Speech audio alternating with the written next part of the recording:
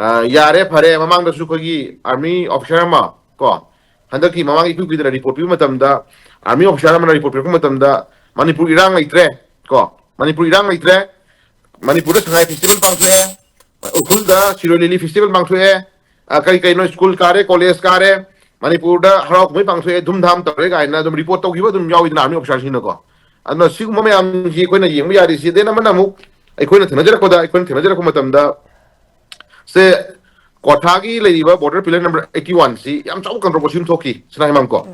ado Delhi da phamba khogi India gi oina director general of surveyor ko ministry of home affairs ki joint secretary masai yauna director general surveyor masai yauna ekoi controversy border pillar number 81 gi matang si controversy leidana Manipur ki stakeholder mayama political parties mayama Manipur lenga ki losang gi ladiba leaders mayama yaudana Manipur gi khogi ladiba government gi misu ngam yaudana joint survey ma ekoi chami nei ko tamina kan si dida adule ramba Kothagi paisa chinau mayam do Kothagi paisa chinau mayam duna aikogi khut thindana torian adu am chaw torian du chingdana dana lanthuo kanda Manipur gi paisa chinau mayam yungma pillars dani hena sak taktana uhandana khangandana chakra photo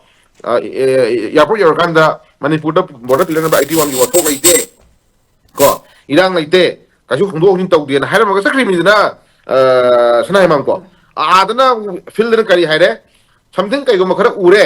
controversy khare leire aduna koi mari na ba magi leiba government da koi pau pir kan da koi pedo min bi abno yeng na khona jara ke ga na daman tham bai tare ko aduga imphal yor ka yapu yor kan na controversy leite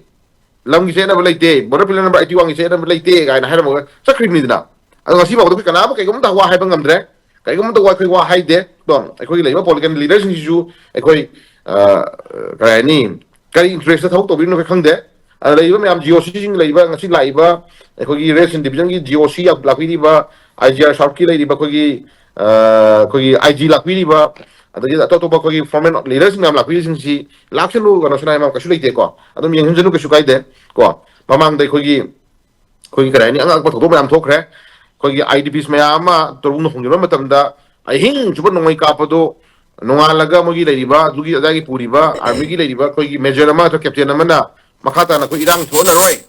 haidana prajasinda wa haigi badu record sakhini ko record sakhini adu khara leraga irang thokti na dum hai natra adu irang laiti dum hai saitona ID bomb phunjula ka thugairam badu adum karani irang thokti dum hai ngasa haibi gi duni ko khoi phiri thoy mountain division gi leiba campus menung dagi khoi kamal babu mang gi badu ngasi bauda madugi kaigom ta inquiry report na koi